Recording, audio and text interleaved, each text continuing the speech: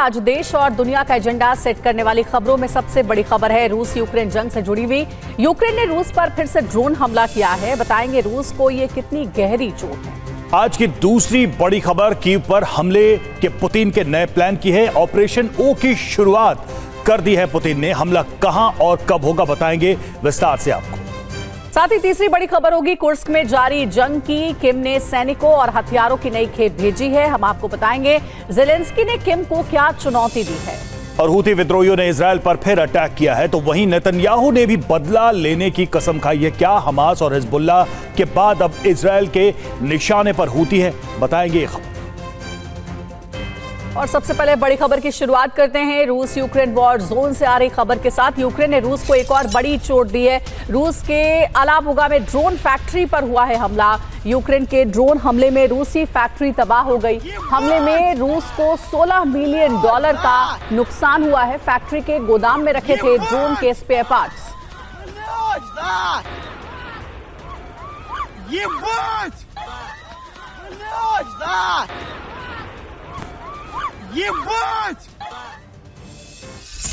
और रूस के रोस्टोव में बड़ा ड्रोन अटैक। मिलिरोवो सैन्य हवाई क्षेत्र के पास हमला हुआ। दूर दूर तक सुनाई दी धमाके की आवाज। तेज रोशनी से लाल हुआ आसमान।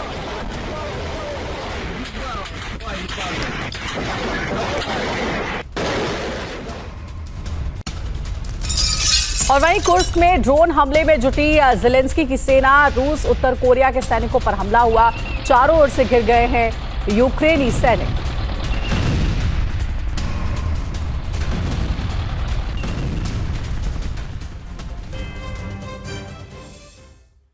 और इधर किम जोंग की सेना रूस के कुर्स्क में यूक्रेन की सेना से आमने सामने की जंग लड़ रही है। रूस के कुर्स्क में लड़ रहे हैं उत्तर कोरिया के सैनिक।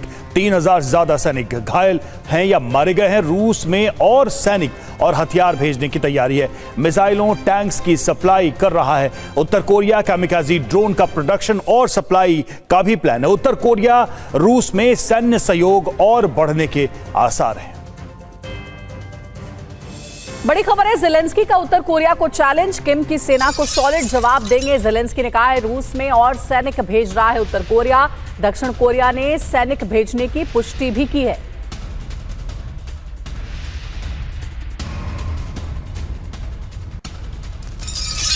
और रूस में उत्तर कोरिया के सैनिकों को लेकर बड़ी खबर है। रूस में सैनिक भेजने का प्लान किम का था। अमेरिकी खुफिया एजेंसियों का दावा, मॉस्को ने उत्तर कोरियाई सैनिक नहीं मांगे। रूस में इस समय किम के करीब 10,000 सैनिक हैं। सुमित चौधरी हमारे साथ इस वक्त हमारे संवाददाता जुड़े हुए हैं। सुमित, उत्तर कोरिया के सैनिकों की भूमिका और उनकी उपस्थिति इस पूरे युद्ध को किस तरह से प्रभावित कर रही है और इसका अगर देखा जाए ग्लोबल इंपैक्ट कोई पड़ सकता है क्या अगर यह युद्ध आगे खिंचता है, इस युद्ध का विस्तार होता है तो?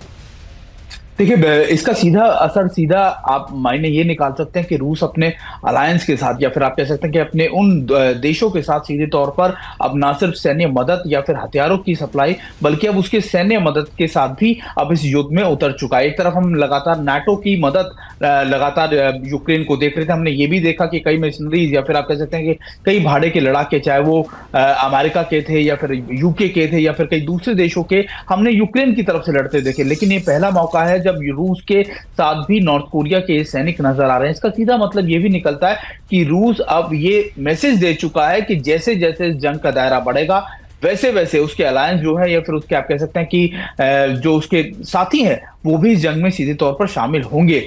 लेकिन नॉर्थ कोरिया एक ऐसा देश है जो ना तो दुनिया में किसी देश की सुनता है और सीधे तौर पर अमेरिका को टक्कर देता है। तो ये मैसेजिंग ना सिर्फ नाटो देशों को बल्कि अमेरिका को भी है कि देखिए, अगर रूस के साथ कुछ होता है तो नॉर्थ कोरिया भी जंग में सीधे तौर पर अमेरिका या बाकी देशों के लिए मुसीबत पैदा कर सकता है। बने रहिए सुमित, आपके पास लौटेंगे हम दोबारा। और इस बीच एक और अहम खबर है। यूक्रेन के खिलाफ रूस का उत्तरी मोर्चा भी खुल गया है। बेलारूस से यूक्रेन में रूसी सैनिक घुस गए हैं। रूसी सेना के वाहनों पर ओ का निशान भी देखने को मिला है। तो देखिए वीडियो भी आपको दिखा रहे हैं। बेलारूस से यूक्रेन में अब रूस की सेना घुस रही है। रूस के कई सैनिकों को देखा गया है अब यूक्रेन के भीतर। और बेलारूस बॉर्डर क्रॉस करके रूसी सैनिक यूक्रेन में घुसे हैं। रूसी सेना के वाहनों पर ओ का निशान नजर आया है।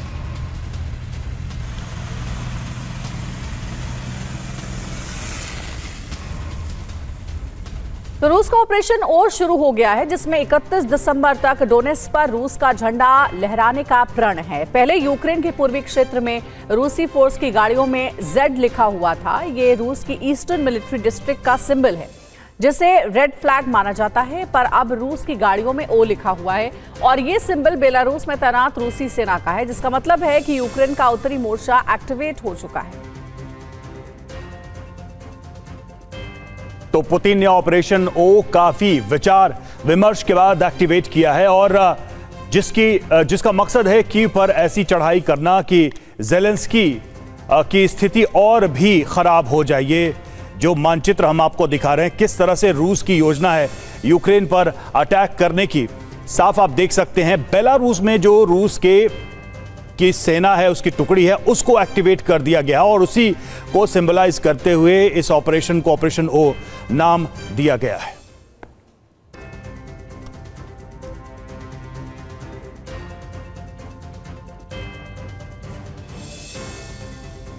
और यूक्रेन युद्ध में बेलारूस भी शामिल हुआ है। बेलारूस से कीव की तरफ बढ़ी सेना। नागरिकों के लिए यूएस की एडवाइजरी, बेलारूस से तुरंत निकले यूएस के नागरिक। बेलारूस पर हमला कर सकता है यूक्रेन।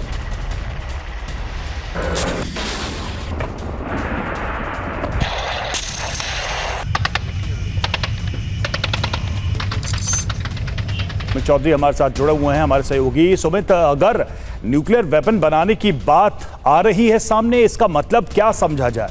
क्या इस विकल्प पर भी यूक्रेन विचार कर रहा है और ये कितना आसान या मुश्किल है यूक्रेन के लिए इस युद्ध के इस मुहाने पर न्यूक्लियर वेपन्स को बनाने की प्रक्रिया शुरू करना?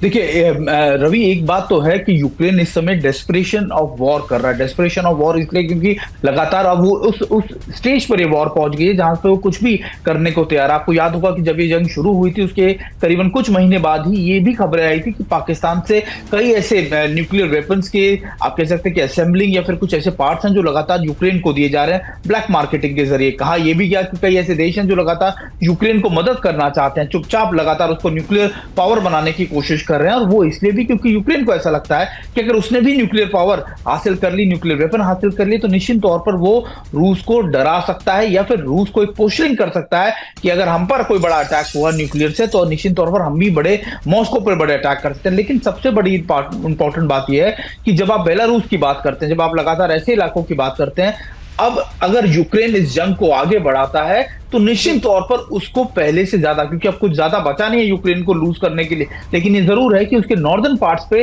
ज्यादा नुकसान हो सकता है, यूक्रेन ज्यादा तबाही मचा सकता है। और यही वजह है कि यूक्रेन की एक गलती अब इस जंग को नए दायरे में ले जाएगी और ये अमेरिका भी बहुत अच्छे से समझ रहा है। तभी अमेरिका चाहता है कि 20 तारीख के बाद सबसे पहले इस युद्ध पर युद्ध विराम लगाया जा सके, ताकि यूक्रेन के कई इलाकों में रूस के वाहन नजर आए हैं जिस पर O का सिंबल नजर आ रहा है और कहा जा रहा है कि अब ऑपरेशन O के तहत रूस के जो सैनिक हैं वो आगे बढ़ रहे हैं। इसके क्या मायने निकाले जाए? देखिए, बेलारूस हमेशा एक स्ट्रेटेजिक लोकेशन रही है रूस के लिए। आपको याद होगा कि रूस ने अभी कई बदलाव किए थे जिसमें उन्होंने साफ तौर पर अपनी वॉर स्ट्रेटेजी में ये मेंशन किया था पहली बार कि अगर बेलारूस पर कोई अटैक होता है, चाहे वो यूक्रेन की तरफ से हो, चाहे वो नाटो देशों की तरफ से हो, रूस उसे सीधे तौर पर अपने ऊपर अटैक मानेगा और फिर वो बड़े अटैक या मिसाइल अटैक करने के लिए प्रतिबद्ध रहेगा। और ये भी आप मान लीजिए कि बेलारूस अब एक ऐसी आप कह सकते हैं कि लोकेशन है जो ना सिर्फ यूक्रेन के खिलाफ बल्कि नाटो देश के खिलाफ भी बड़ा जमीन बनेगी रूस के लिए जंग छेड़ने के लिए। और बेलारूस में रूस की मौजूदगी लंबे समय से है, यहां तक कि रूस ने अपने न्यूक्लियर वेपन्स को भी उन इलाकों में डिप्लॉय कर रखा था। तो निश्चित तौर पर अगर बेलारूस से मोर्चे खुलते हैं तो यूक्रेन का नॉर्दर्न इलाका और या आप कह सकते हैं कि पोलैंड या फिर बाकी नाटो देशों की सरहद तक सीधे तौर पर एक बड़ा आप कह सकते हैं ग्राउंड फोर्सेस की एक डर जो होगा दोनों देशों के लिए बढ़ जाएगा। ठीक है सुमित, बहुत शुक्रिया आपका हमारे साथ जुड़ने के लिए, पूरी बातचीत करने के लिए। और अब बात पहाड़ों पर शुरू हुई बर्फबारी की। जम्मू कश्मीर, हिमाचल, उत्तराखंड में बर्फबारी हुई है। कश्मीर के कई इलाकों में माइनस में तापमान पहुंच गया है। तापमान लुढ़कने से झील और झरने भी जम गए। पर्यटकों के पहुंचने से गुलजार हुए पहाड़। तस्वीरें आप देखिए किस तरह से जबरदस्त बर्फबारी हो रही है और पहाड़ी राज्यों में इस वक्त तापमान काफी नीचे जा चुका है। कई जगहों पर टेम्परेचर माइनस से काफी नीचे पहुंच चुका है। हालांकि इस बर्फबारी का मजा लेने के लिए सैलानी जरूर पहुंच रहे हैं और इससे पहाड़ गुलजार है।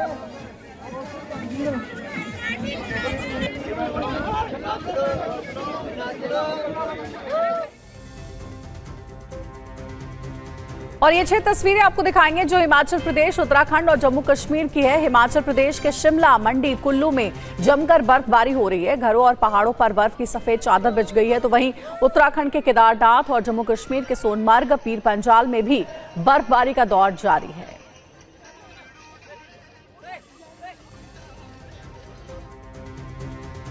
और भारी बर्फबारी के कारण हिमाचल में लंबा ट्रैफिक जाम लग गया है। जी हां, सोलंग और अटल सुरंग रोहतांग के बीच फंस गए हैं लोग। लगभग 1000 गाड़ियों की कतार लगी हुई है। बर्फबारी के बीच ट्रैफिक जाम खुलवाने में पुलिस यहां जुटी हुई है। 700 पर्यटकों को सुरक्षित बाहर निकाला गया है।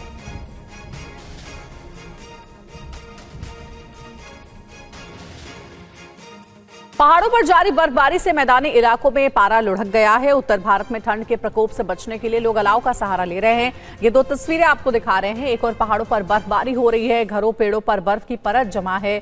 इस बर्फबारी ने उत्तर भारत यानी कि मैदानी इलाकों में भी ठंड बढ़ा दी है। और शिमला में हो रही बर्फबारी से सैलानी जश्न में डूबे हुए हैं। लोग मस्ती से झूम रहे हैं और पर्यटन का आनंद उठा रहे हैं। देखिए बर्फबारी देखकर किस तरह से पर्यटक खुश हैं। लाहौल स्पीति, किन्नौर, कुल्लू, चंबा और शिमला में ऊंची चोटियों पर बीती रात से बर्फबारी हो रही है।